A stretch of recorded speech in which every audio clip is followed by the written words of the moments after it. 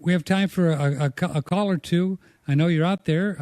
I can tell because we have controls that tell us how many listeners. If you'd like to have a quick a comment or a question for Don Jansen, it's 888-1-NET-6, 888-1-NET-6, and we'll just pick it up and you can ask him a question. We got to get you up here to the Dripping Springs area and do a little workshop again. Remember we did one some years ago, and we had like 100 people, and you just talked about the ocean-grown technology. We had a ball. Yeah. This time I'll show them how to grow grass. We've got to get more serious about that. Show people how to grow wheatgrass. That'd be great. Everybody should learn that.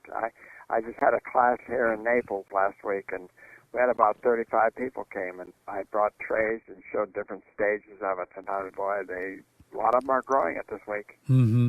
Yeah. And we need to, in our houses, we can grow our own grass, and it's incredible. Uh-huh.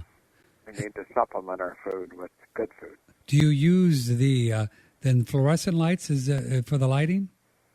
Just regular, fluorescent lights are fine. Mm-hmm. For plants that don't set flower, regular, any kind of light bulb works. But if you're going to have fruit set and a blossom set, you need ultraviolet. Yes, then you need a special bulb. Hi, where are you calling from? San Marcos. Okay, go ahead. Well, you're on there. Yes. The question is, when you talk about the ratios of the ocean-watered rainwater, are we measuring 2,000 to 500 parts per million as conductivity or total dissolved solids, or is that the actual physical ratio? You got to turn down your computer a little bit. He said total dissolved solids. Yeah. And you can measure it the other way with conductivity, but TDS is what I like to measure with, TDS. That answers it. Thank you so much. Well, you're quite welcome. Glad you're out there. Yeah.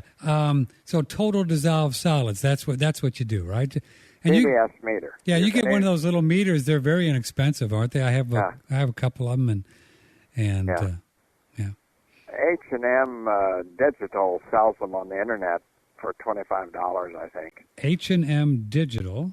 Yeah. On the internet for $25. They're very good. I've used mine for years. They're very good. Don Jansen, I have some fruit trees outside and fig trees, and I've been giving them a solution. What would be the best ratio, the TDS, for those kinds of things?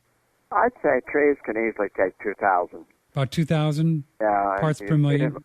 At least once a week, give them a drink. I did this. Oh, I can do it once a week. Oh, yeah. Yeah.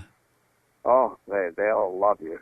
Really? And if you have a big tree like an avocado tree or an orange tree, about a 5-gallon bucket, just ring it right around the stem, the trunk, and then let it pour out where the roots are. Okay. The size of the bush above it. And, man, that's a good drink. And then the rainwater will take it down to them.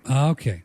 So I'll get about a 5-gallon bucket of it, fill it up with my rainwater, and dump in enough ocean water for 2,000 parts per million. And once a week, just have a go, huh? Yeah.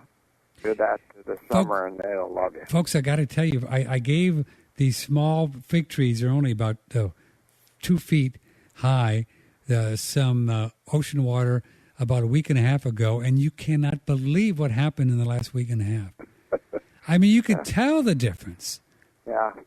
I'm just blown away. It's like, okay, now where are folks going to get ocean water? Because I brought in a few barrels for myself years ago from, Kevin up in Wisconsin. Yeah. How can folks get it? I have a friend in Miami who goes out in the Atlantic, and he's getting it now, and he can send you a 5-gallon bucket to UPS.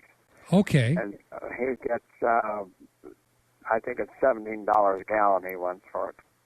Yeah. That's what I pay him for it. But that's a good deal because it's going to last a very long time. Well, diluted down to 5 ounces to get your 1,500, that gives you about 35 gallons. When you buy a 5-gallon bucket, that's quite a bit of fertilizer for a garden and for plants in the house. Oh, especially if you do hydroponic, right? Yeah, it reuses. And then, this is just the beginning of the revolution, right? So once we really get enough people around the area, like the Dripping Springs area, but the Austin area, we'll be able to get enough people so we can get a truckload and stuff like that. And then people can get a whole barrel for a lot less money. And they could go to your coastline, go in the Gulf, stay away from the big cities, and go out about 10, 15 miles. A boat get you a bunch of barrels of it. It'd be a lot cheaper. Yeah, we can figure it out ourselves. But I recommend that. But first, we need to get a few hundred people are into it and that kind of thing. That'll just take a little while, but we'll build it with One Radio Network. And because come the revolution, folks, what we need is just food. We we need food. We need some minerals so we can think clearly, right? Right. And you can survive and stay healthy even though there won't be good food. So Anne Wigmore lived through the Second World War. She and her mother and her grandmother hid up in the attic. And the night, little Anne would go out and tear off grass. And the next day they sat up in the attic and chewed everything downstairs was stolen because soldiers would come dropping down. They didn't know the women were up in the attic. Right. But Anne lived through the Second World War off of grass, off the land. Now, had they had wheatgrass, it would have been better grown in ocean water, but they didn't know that. Yeah, I've heard that story. Isn't it a wonderful story, folks? So that's actually how Anne Wigmore got to start, right? That's how she figured out how powerful grass was. Yeah, that's right.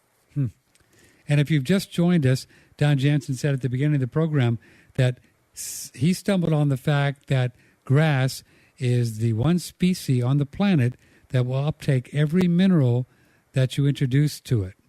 Every mineral. The other species like sweet potatoes or celery, they're Don? They're kind of genetically designed to only pick up a certain amount, right? Yeah, and when you get hybrid seeds, they're overdosed, genetically engineered to take up way more NPK, nitrogen, phosphorus, potassium, than you would out of ocean water. When you use ocean water, the best seeds to get are open pollinated heirloom seeds, and then they match the ocean beautifully. I've never altered the fertilizer. Yeah. And when I had hybrids, I had to add stuff.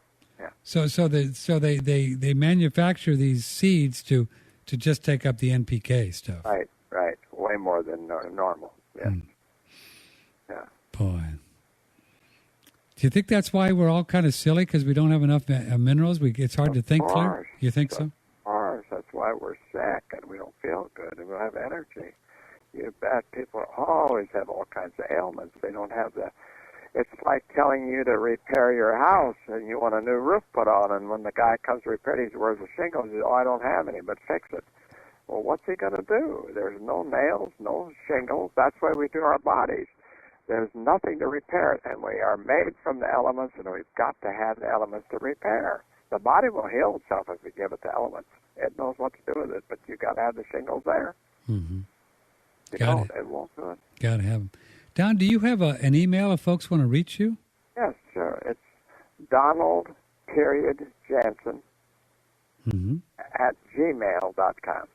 Donald.Jansen at gmail.com. Right, yeah.